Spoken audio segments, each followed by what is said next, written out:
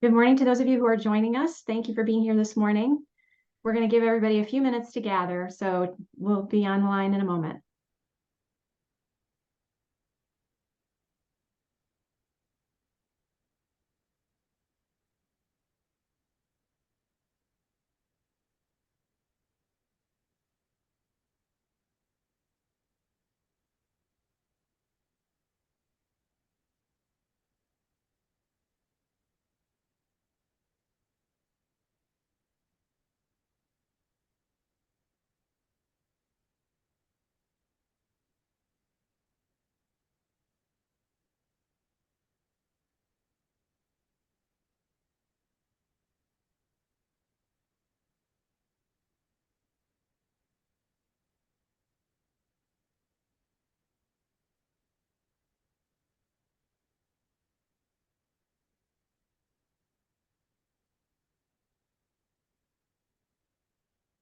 Good morning to those of you who've just joined us. We'll give everybody a moment or two to arrive.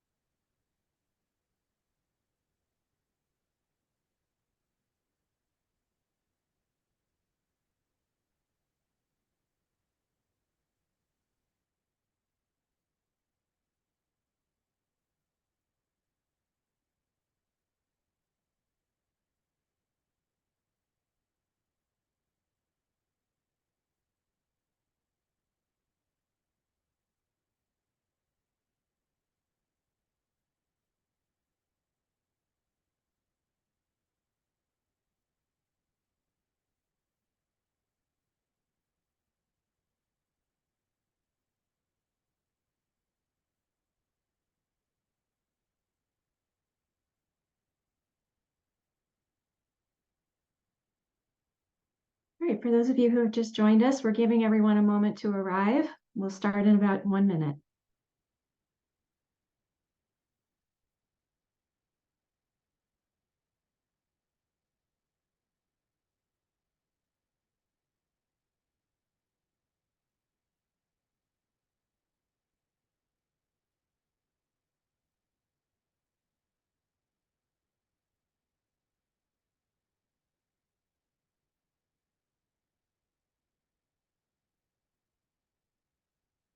All right, good morning and welcome. I'm Christina Vernon-Sanborn, Associate Principal here at Mazzetti, and I'm really proud to be your host for this lecture series. Mazzetti is united behind our vision and mission of bending the climate curve as part of our benefit corporation statement. And this lecture series is part of that commitment. We're really excited today to have Beth Schenk with us. I will introduce Beth and the conversation today, and then we will have plenty of opportunity to answer your questions. Please use the Q&A function on your screen to submit the questions that you have, and we'll make sure that we read those questions out and get to them at the end of the presentation.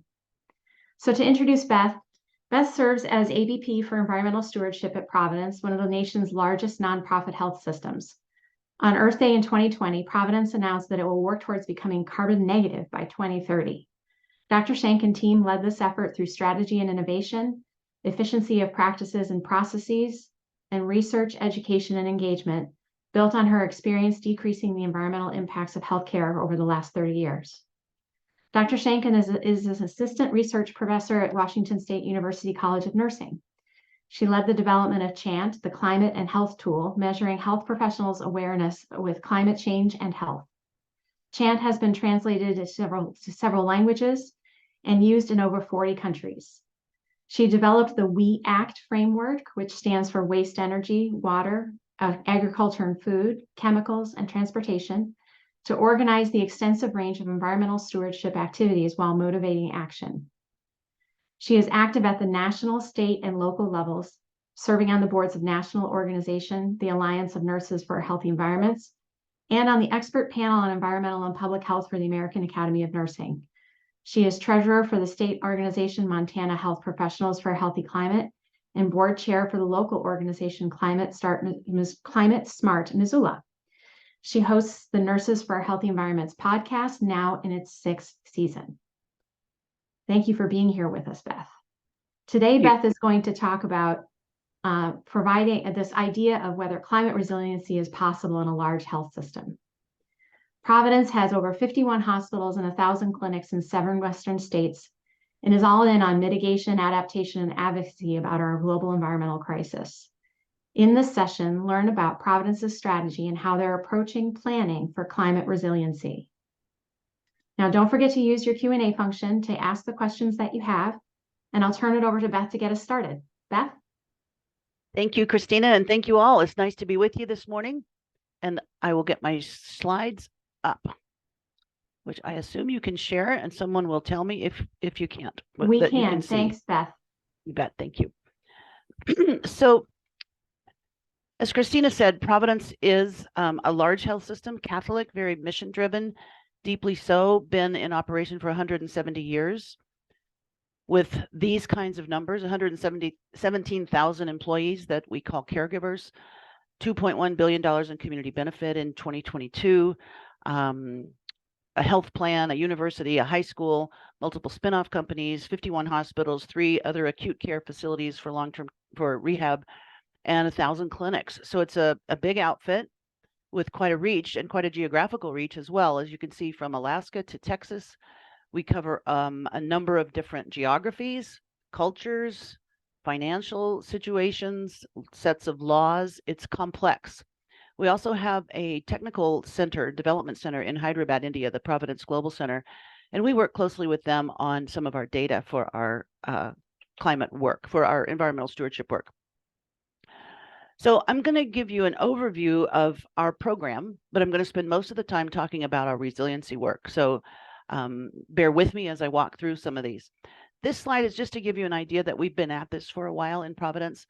Some of our foundational documents that came from the Sisters of Providence ask us to be good stewards of our resources. They say, please care wisely for our people, our resources, and our earth.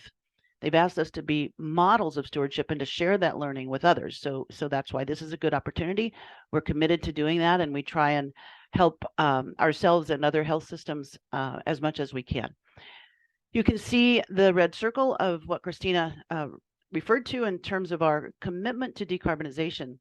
And this was a big step because we hadn't been so definite before. We hadn't been so clear and public before, even though we've been doing this work for a long time.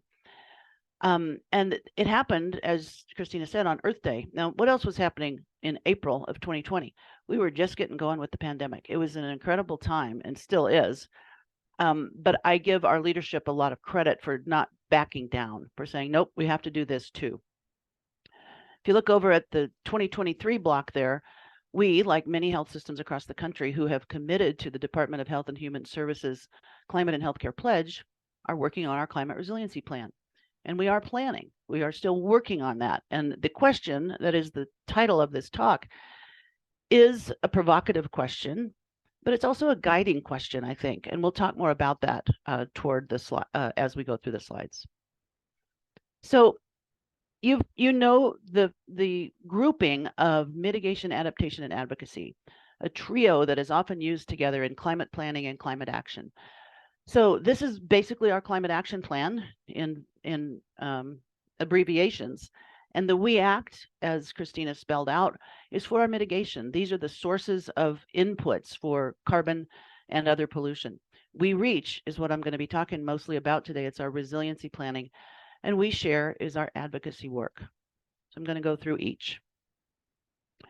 Waste, energy and water, agriculture and food, chemicals and transportation. We've set a goal for waste optimization, we call it, which is getting the right waste to the right stream at the right cost and the right carbon. And our goal is to divert at least half of our waste away from landfill and hazardous streams by 2030. We think we can reduce carbon by about 30% and save about $5 million per year in doing so. And we're making progress. We're well on our way. All of our hospitals have action plans, and our goal is to get all streams in place by the end of next year. And we have interim goals, as we do for all of our projects. Energy and water. We're working hard on energy efficiency these days, as most sites are. And we have critical systems infrastructure and environmental stewardship infrastructure projects that have been approved and funded. And we are rolling out a number of them currently and will be through 2024 and beyond. We're undertaking a major $50 million LED retrofit project, which will also impact quite a lot in terms of emissions. This is partly pushed by the California law that disallows the sale and purchase of fluorescent tubes soon. We're also meeting our Washington Clean Buildings bill, and we work on water a lot because we're in drought states. Really, all those states on the map are at risk of drought or in drought. We work on our agriculture and food through our food vendor and through our self-op sites to reduce the carbon intensity of meals served by measuring what we're purchasing and calculating the emissions from that and trying to dial that down through appropriate portions, through plant-forward choices, through different menu planning.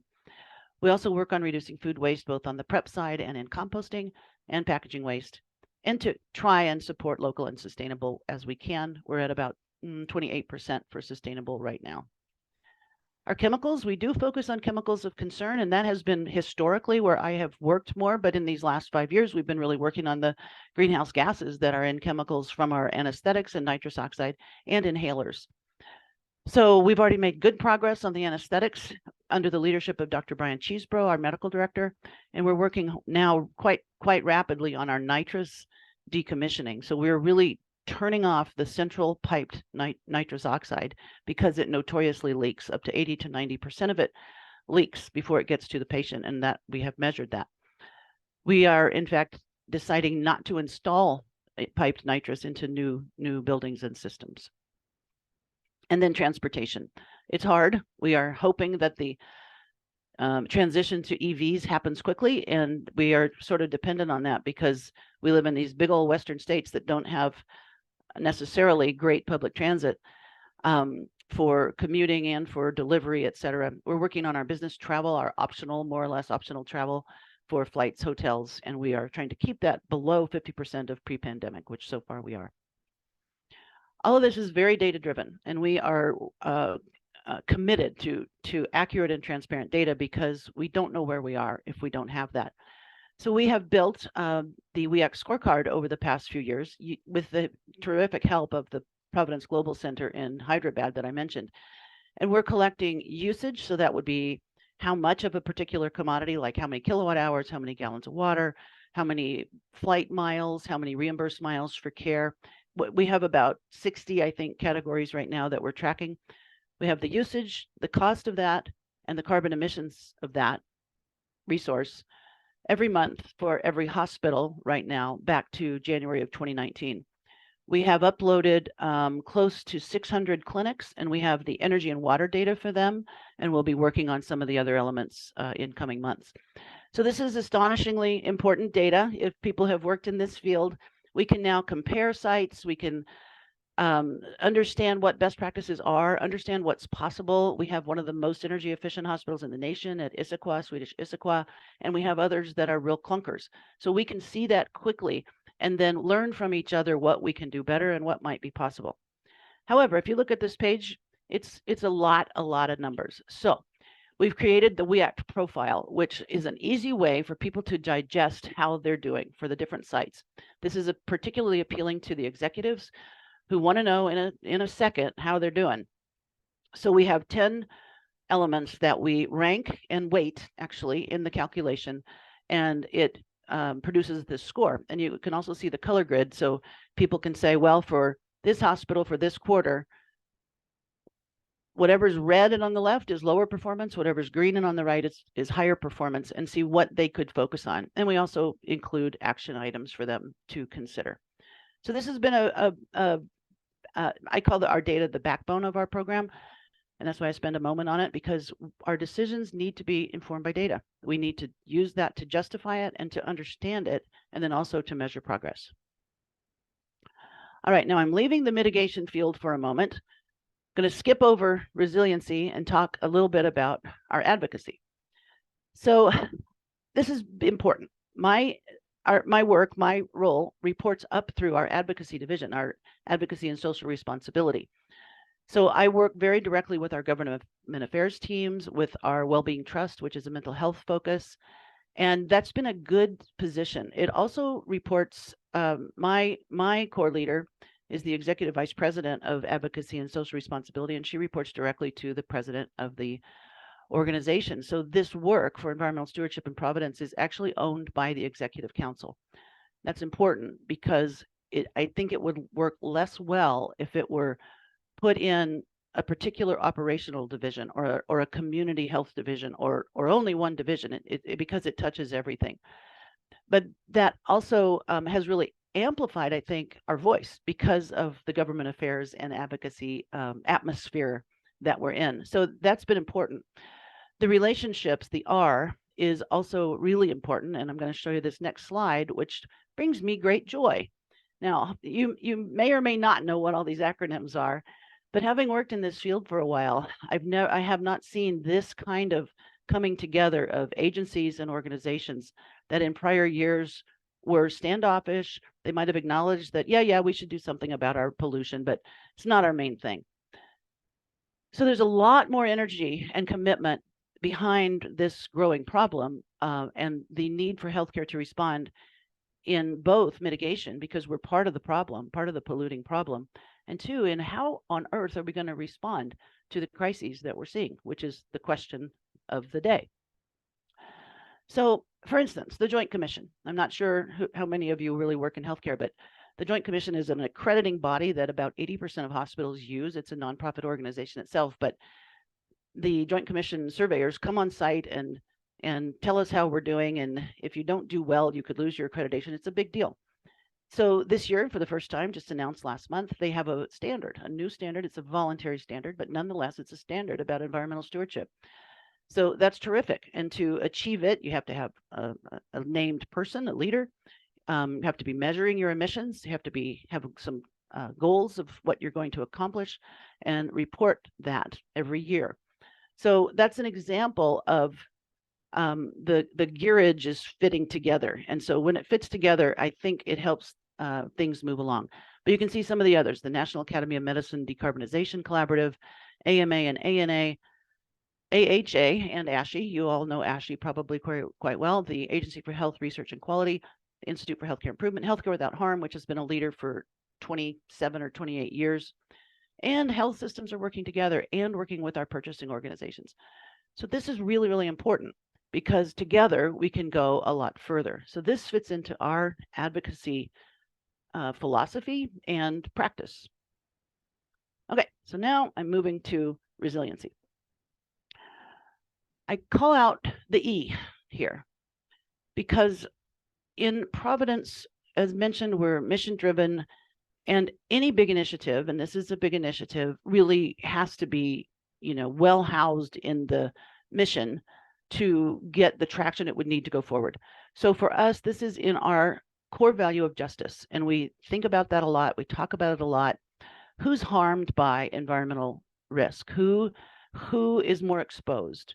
Which populations are less safe? Who should we focus on? Our mission statement actually has the words that our primary commitment is to the poor and vulnerable. So that means all of our services are aimed there, and then everybody is included, but the people who need help the most are not excluded. So Providence, a few years ago, after the murder of George Floyd, made a $50 million commitment to equity. So we have a machine that works on this. We have teams of people. We have policies and a culture that's really more, has been developed. So that's great, because then we can say, hey, this is another aspect that we really need to be thinking about. The climate impacts, which neighborhoods, which populations, which people are more impacted, who can we help, how can we do that in an equitable way? So I'm going to talk through kind of where we are. And again, we're not finished. This is us in process. So how have we approached this planning process? Well, first, that organizational commitment. For us, that was done, well before we started, but it's really important to say it a lot. It's really important that our leadership speaks about this work a lot, because 117,000 people with about a 20% turnover, it's just a constantly needing to educate and discuss. So it's important to have a strong commitment. We've explored other external resources, like what Healthcare Without Harm has produced, what The Biden administration recently released a report. The OCHI has a lot of resources. The America's Essential Hospital has good resources on resiliency in healthcare. Those sorts of things have helped us think about this. We interviewed our own internal subject matter experts and really developed our framework. So that's we reach, but it's also 3 primary areas, which I'll tell you about. And then we've created listening sessions where we've talked with lots and lots of internal people, and we're still doing that now, and will be so until the end of the year. We're also starting a facilitated group of sessions with our community partners. So that will be really interesting and helpful as well. And then to really get some idea of our real risk and the risk in our 3 categories, which I'll go ahead and move to. So some terms that you may have heard of when talking about resiliency are acute shocks and chronic stressors. So our acute shocks in our part of the country are like the heat dome in 2021, when we had 116 degrees in Portland, Oregon, and 108 degrees in Seattle, Washington.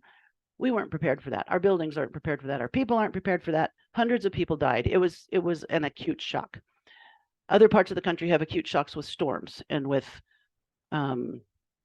everything else that happens with climate change. Some of our more chronic stressors, sometimes wildfires are acute shocks. We've had to evacuate a nursing home. We almost had to evacuate a hospital. In one community, our hospital was the only one left standing, and dozens of our caregivers lost their homes. That would be an acute shock. We also have chronic stressors from wildfire, and that's more the chronic smoke that sometimes we live with for months. And if any of you live in the West, you know about that.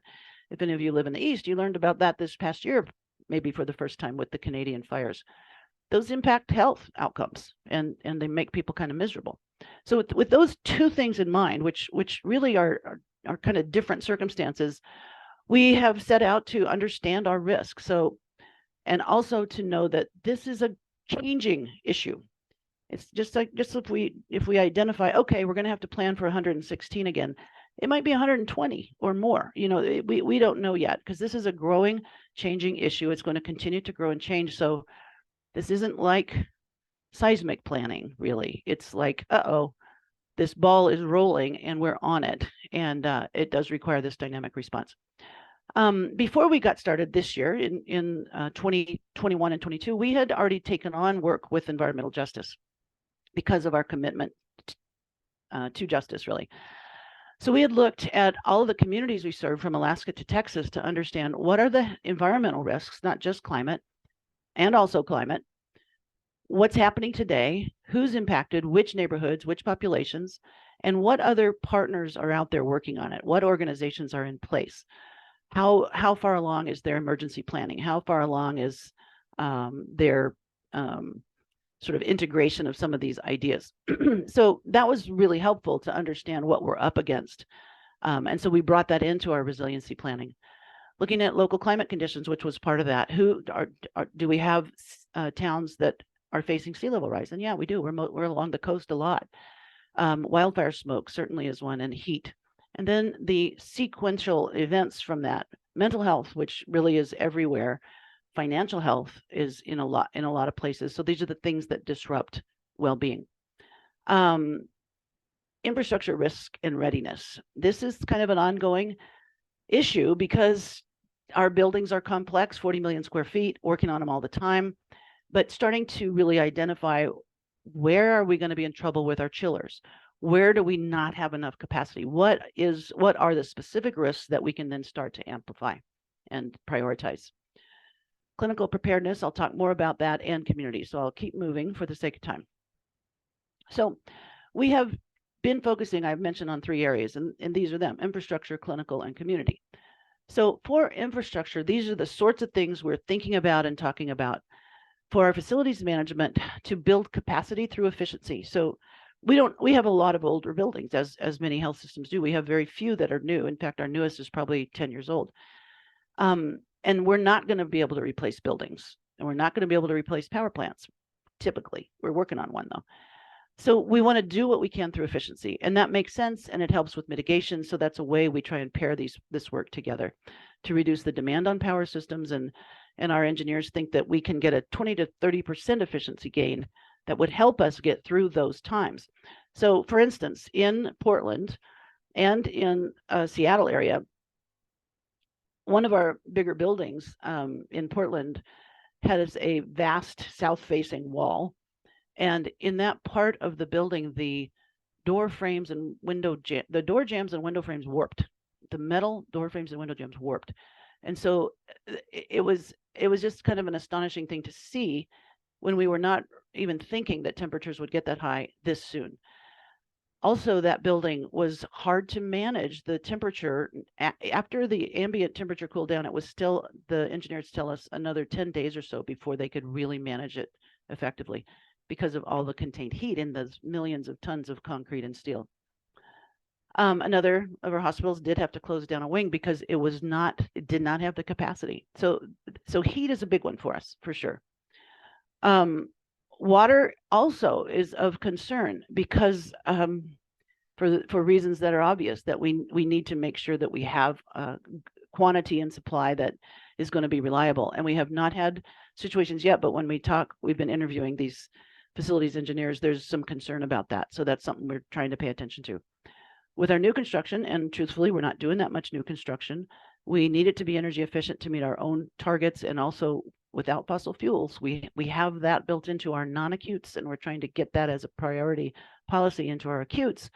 But that's a whole different discussion because we're so dependent on natural gas.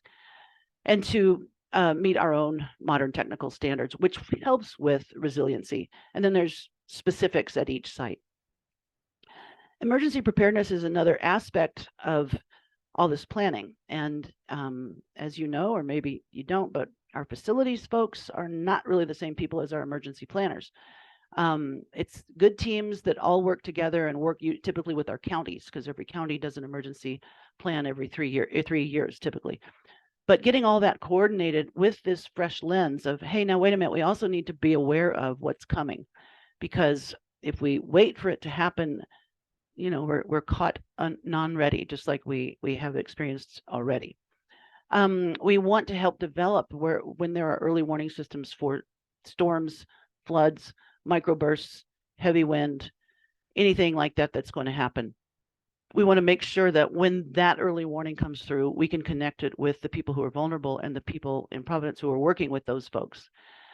And then we also know that we're dependent on external infrastructure in the community, including supply chain, water, food, transportation. Are there people who can clear the roads when trees are down? That sort of thing. I remember talking with some home health nurses. And so they would go out to homes and to hospice. And this was in Northern California. So you remember back in the 2015-16, there were a lot of serious fires there. They started carrying chainsaws. I mean, it's astonishing, but that's the sort of adaptation because these things are happening. So we want to have our eyes open about that. And then in the bottom box, just climate risk reporting and finance reporting and alignment of all these structures within the health system that work on this. This is internal stuff that's, I'm sure, not unique to us because healthcare systems are so complex. But we're trying to just make sure that everybody involved is aware of these issues. And they are, but it's really interesting. In some of our interviews, we were speaking with a group of clinicians and we asked the question, what are you seeing so far with climate change impacts? And people were kind of quiet and didn't have much in mind. And then we said, well, how about with wildfire? And then everybody's like, whoa, well, this year, and here's what happened to me, and I was evacuated. And so sometimes just making the connections in the language is important because people know a lot about what is happening and what they need to do. But that's part of what we're trying to weave together in terms of our integrated approach. All right, I'm moving to the second of our buckets, which is clinical care. So that's what we're here for. That's what healthcare is here for, is the delivery of care. And we realize that we have some work to do here too in terms of climate resiliency, and not in an order of importance, but just because this is the order, caregivers. So I mentioned that, you know, several dozen caregivers lost their homes in Northern California. Others have been evacuated. You know, every summer caregivers are evacuated. This past summer it was in Eastern Washington. And so how do we make sure that we have enough caregivers and that they're safe and that they can get to work? The times when these events are happening is the times when we have big surges. And so we need to make sure that we have that capacity. We also are working on mental health and well-being for really the public, our patients, and our caregivers. And I mentioned to you that the Wellbeing Trust is part of Providence in our division, and that's another significant commitment that Providence made in about 2016 to mental health across the nation. And so they have been working a little bit on climate as well, and those will be tools that we'll continue to use because we're really dependent on the people who can deliver the care. They also need some more clinical knowledge in some cases. Who's at risk of heat-related illness? Who's at risk of smoke? Which pharmaceuticals are unstable at heat? What machinery that people may be using at home is going to be at risk when they have power outages? Those sorts of things, which we didn't necessarily think about 10 years ago, we need to think about now. And it needs to be part of our discharge planning from acute care, part of our interview process in ambulatory care. So we are working on that now, but that's a big order, and it does vary across our systems. We have a couple of tools I'll tell you about under technology. This last one about elevating the clinical voice, this is something that I end up talking about a lot because healthcare is respected. Healthcare hospitals are usually anchor institutions in the communities where we serve. Clinicians of all types, from physicians, nurses, pharmacists, are knowledgeable and educated, and it's important for us to talk about this to let people know about safety and also to help normalize the conversation about climate change so that people feel more comfortable moving forward, discussing it, making plans for it, trying to mitigate as well as protect themselves of of the damage that's already in place. We have some technology goals and solutions. Integrated data would be terrific, meaning publicly available data that can be combined with diagnostic data. So we are doing a little bit of that. And so that could be weather-related data. It could be social determinants of health on EJ maps. It could be tree cover. It could be where air pockets of pollution are caught, like in mountain valleys. It could be the amount of concrete or the lack of an albedo effect. And so those sorts of things that we can then overlay with patient risk is one of the things we're working on in terms of understanding vulnerability and addressing it. So for instance, MedPearl is a technology solution that some of our caregivers have developed that is a flag system in our EHR. And it's really to pull, it can be used for lots of reasons, to pull in tidbits of information or links that are going to be helpful right then at the point of care. So we're developing that for environmental stewardship in terms of clinical need, so that when someone has a diagnosis of a respiratory issue, up pops resources for fire and smoke safety, where they can get filters, that sort of thing. So we're trying to integrate that. Another one that we've developed is called the Community Pathways to Health. And this was kind of what I was mentioning before. It's a weather risk tool that can be brought in, and then the diagnoses align with it, and it calls out the people who are at risk for a particular storm or event. So usually a short-term thing. This actually came out of that 2021 heat dome in Oregon, when people said, you know, we know who was at risk, we just couldn't identify them at that time. After that, they developed this method. So I think these sorts of things will be happening more, and that's important. The whole issue of access to care during these events is a challenge, and telehealth can help with that. Telehealth can also help with mitigation. It's not perfect for every situation, but it really stretches, I think it stretches access quite a bit, and it definitely reduces greenhouse gases in terms of travel. Patients and family, we're working on this a lot as well, because this is who our care is aimed for, it's developed for. So access to care is something to be concerned about during the events, and it's during these events that people need the help. So we know that in that heat dome, when hundreds of people died that wouldn't have died had the temperatures not been that high, the majority of those were elderly people who didn't have air conditioning. They also didn't necessarily have a way to get someplace, and they also didn't have a place to go. So helping establish those sort of safety mechanisms in the communities we serve and in our own care centers, hospitals, and clinics is important.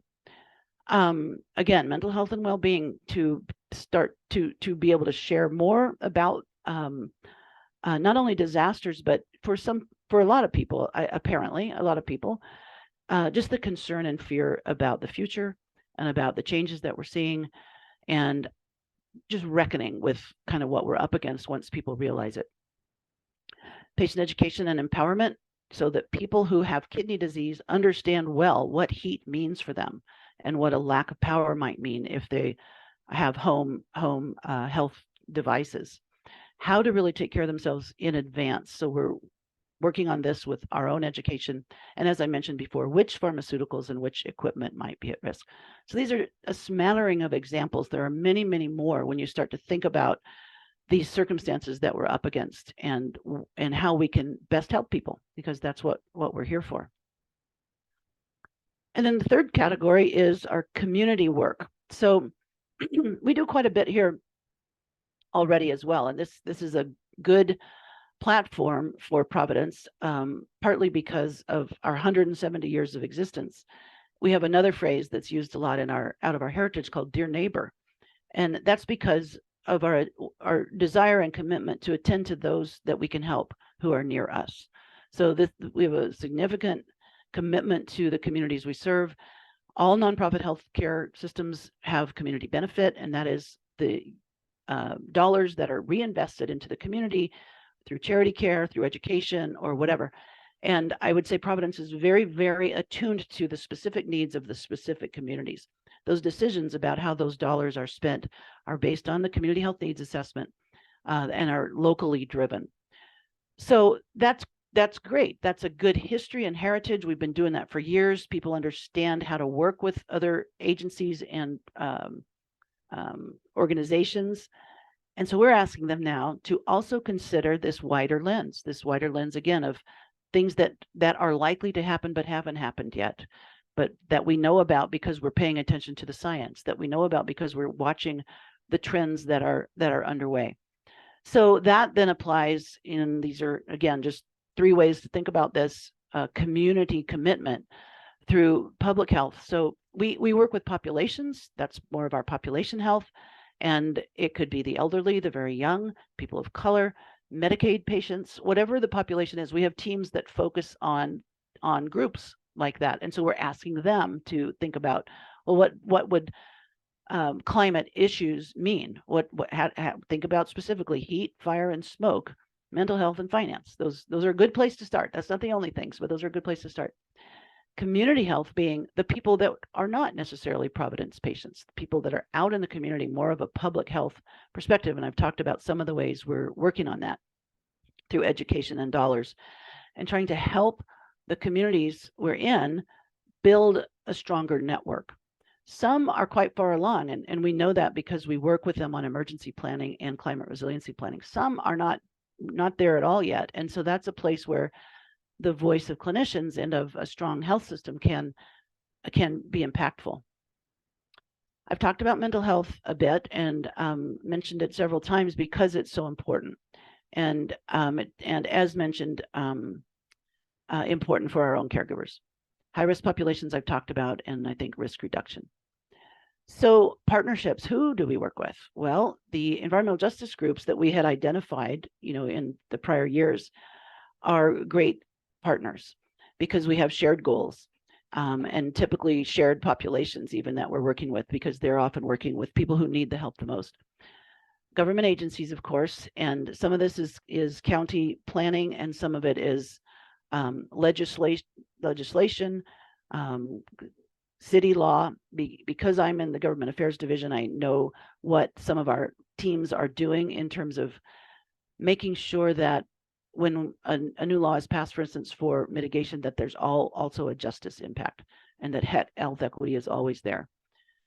Medicaid, sometimes there's, that's post-COVID, there's a little more, there's some innovative work with Medicaid. And so in our state of Oregon, we have been able to apply Medicaid dollars to home cooling and home air filtration. That's great. That's the only state we can do it. But maybe there's other ways that we can work with our states who are making these decisions to just help, again, when we know who's at risk, in what neighborhood, under what conditions, and then find the resources to help them. That is resiliency. That's an example of building resiliency. Making sure that people know about existing resources. People get pretty isolated. They don't understand. They didn't know that there's a free ride to a cooling center, or they didn't know that there are air filters that they can use for a while. They didn't know that there's help to pay their electricity bill.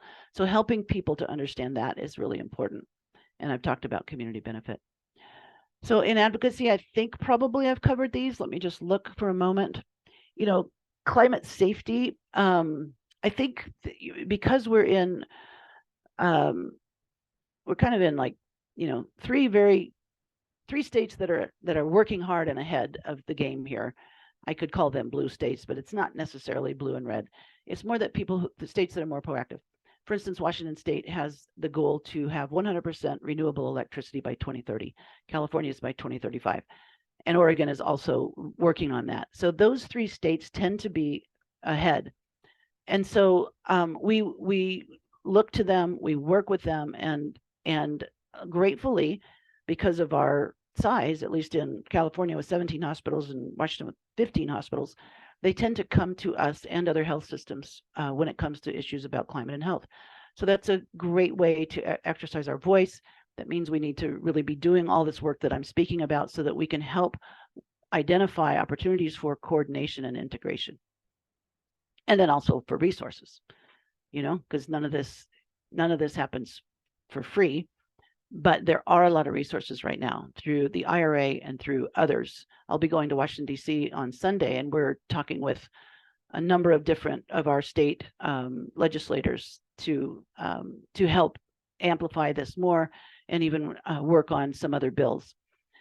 Faster mitigation. We're working hard. As I said, Washington is leading the pack for us, which is great. And we use them a lot as examples of other states. 3 of our states, Alaska, Montana, and Texas, are definitely not leading the pack in terms of mitigation.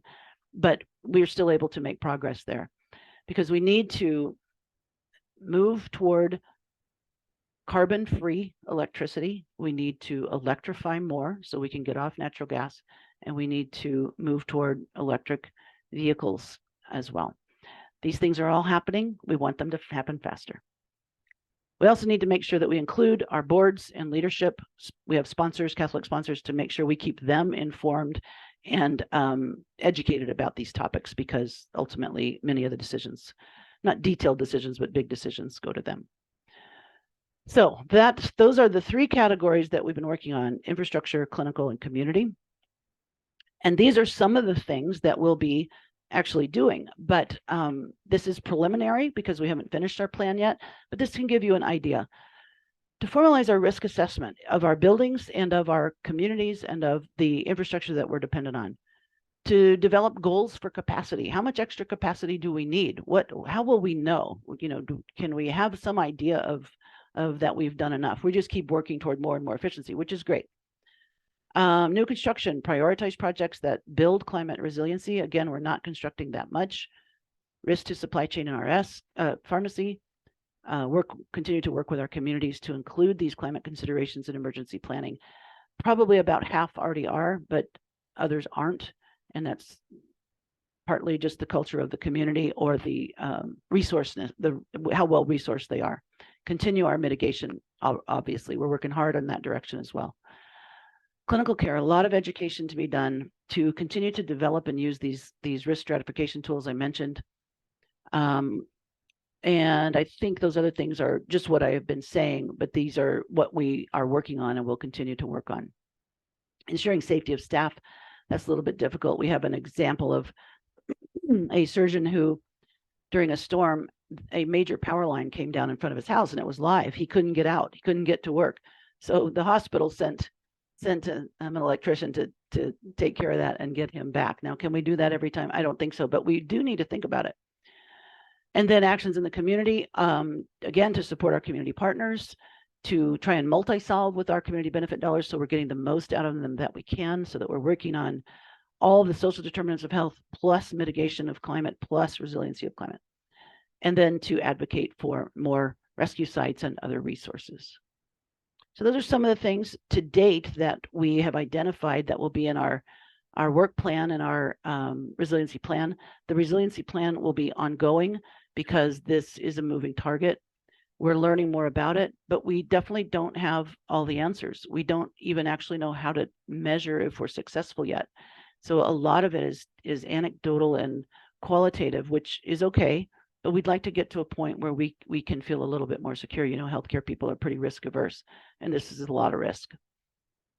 So that brings us back to this question, and just about time for a discussion. I would say for us, you know, this is kind of a tongue-in-cheek question. It is, and it's a provocative question, but it's an open question. You know, how will we know we're there? We don't really know. As I said, we've already seen climate shocks, and we'll see more. We'll see higher temperatures. We've seen flooding already up and down the coast. We'll see more. We've had a hurricane in California now. We've seen and will continue to see devastating wildfires, which is one of our biggest risks. We know that, you know, if I can't answer the question, is it possible to be fully climate resilient? I know that we can be much more resilient than we currently are by being smarter with our planning, by bringing in many voices, and insisting that with all of our decision making, we use the lens of equity, because these are co-problems. They're intertwined. You know, I'll quote the Pope for a moment. I have it right here on my bulletin board. We are faced not with two separate crises, one environmental and the other social, but rather with one complex crisis, which is both social and environmental. Strategies for a solution demand an integrated approach to combating poverty, restoring dignity to the excluded, and at the same time protecting nature. So we always have to be bringing those together, or we'll go down the wrong path. We can study and learn what specific features help keep our doors open and then amplify those. And we got to continue to work on mitigation at the same time. So those are some of the ways that I think we get further down the road to resiliency. And then we all learn from each other to learn about what are helpful tactics, what are helpful strategies, and sharing amongst ourselves. Okay, so I will stop talking for a while and stop sharing. And Christina, if that's what we should do, and see if there are some questions. Thank you so much, Beth. That was fascinating. And it's great to see you really are in a leadership position with this work. I know health systems across the nation are struggling to figure out how to tackle this in light of their pledge, their participation in the Health and Human Services Pledge. So this is really informative and really timely, I hope, for our listeners. I want to remind everybody that we invite your questions in the Q&A function, so please start typing those in. And until we get a couple of them typed in, I had two questions for you, Beth. As you think about what defines community for such a large system, how are you tackling this idea of defining community and understanding what those disproportionate impacts really are across such a large system? Yeah, great question. And it's complex, and our communities change, you know. So what we really mean by communities is the communities we serve. And that's very broad because we have hospitals or our acute sites in 54 different communities, but we have dozens of others to house our 1,000 clinics. And so we really mean all of those. I think also that's more almost of our population health, the populations that we're serving. But we also think of it as community health and public health, so in a larger sense. And that, I think, is where for instance, the approach of our boards who come into leadership positions in our system through learning about many, many different aspects of the community, literally the city or the town or the area where they live. But then there are lots and lots of communities within.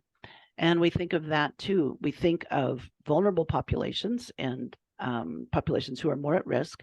And there are commonly known groups, the very elderly, the very young, people of color, LGBTQ, people who have been historically excluded for any reason, people in certain neighborhoods where there are more injustice, more crime, more food deserts, less resources, less open space, less tree cover, all of those things. And there are available maps and knowledge to learn about those, as well as through our own data, our own EHR and health record database, because we do collect some of that information as well. So, you know, I think our population health teams really focus on specific groups. Our community benefit is more largely aimed at the specific areas where we serve, but it is based on known risks in those areas. And again, that comes from the community health needs assessment and other sources to identify those. Hopefully that helps. Yeah, I have another question for you. As organizations think about tackling this, this is not not the work of one person. This is the work of a large team from all different parts of the organization to be able to pull together all of these different assessments and different information about your communities and your employee populations and your facilities. What's the governance structure like? I mean, how are you managing this project of doing this resilience plan? Well, you saw our three pieces of our climate action plan. They all start with we, and that's because it is never one person, and Right. it always has to be as many as we can get. And I would say that all three of those are intertwined. We act, we reach, and we share. So we, as mentioned, this work came from our executive council, supported by our executive board, and also we have another layer called our sponsors, and that's our Catholic sponsors who are in our organization very influential to make sure that we are living the mission. So they attend board and sponsor meetings. They help hire and fire the president, so they're very engaged, and that's an important rudder. So it was very important that this commitment to caring for creation in Catholic terms or Christian terms, faith-based terms, became an important priority. If it had only been, because people were interested in energy efficiency or people were worried about waste, it just wouldn't go as far. So that alone was really important. Because it reports to them, then we get the attention and engagement of multiple executives. So we have 4 primary executives that also are especially committed. The Vice President of Advocacy and Social Responsibility, who I told you about, our Vice President of Finance, our Vice President of Real Estate and Information Services, so it's all the computer world and all the buildings world, and then our COO, who oversees all of the operations. So those are very key people to have in a health system. And so our team, me and the folks who are trying to get all this work done, meet with them quarterly and report to them regularly. I talk with my core leader, weekly. So we have good connection, I think, to leadership. Now, leadership's not enough because what leaders say may go or it may not go. And so we're also working a lot on engagement. I call engagement of caregivers the secret sauce. Data is the backbone. Caregiver engagement is the secret sauce, because that's what it takes to change the culture. And that's really what we're trying to do. We're trying to transform healthcare at least a bit so that we are taking both notice of and accountability for the problems that we're responsible for. So that's carbon emissions and waste and chemicals, the pollution that we've been working on, that Christina, you've been working on for a long time. And also that, as I said, we're adapting to, so we can be there for the communities we serve when they need us. And that's a changing ground now. And so anyway, those are our commitments. So then we have a system team, and then we have multiple people in the regions and in the local sites. We have as many green teams as we can. For the resiliency work itself, we're establishing that now by really meeting with all the facilities people, all the emergency planning people, all the risk and strategy people, as many clinical people as we can. Not all of them, because there's 90,000 of them, but as many clinical people as we can to learn from them, but also let them know about this so they can know as the years go on that this is a priority and there are resources for them too. Great. It takes a village to do this kind of work, and we're a complex village to work in healthcare. So we have a couple of questions that have come in, and I would remind everybody that we're taking questions via the Q&A function in the webinar. This question comes to capital and financial planning. So this question is, this may have been covered, but I'm curious about the financial planning for this work. When we built Spalding Hospital years back, we found ourselves with a 5% budget increase, but those embedded strategies would have saved much more than the investment, and we could confirm our doors would remain open. Is there an average budget increase that you've seen? How do you embed this within capital planning? Well, it's been pretty hard, truthfully, with the pandemic and the financial crisis. So in fall of 2021, it was still in the middle of the pandemic, but it wasn't as clear that the financial difficulty was going to be so durable at that moment, I'd say.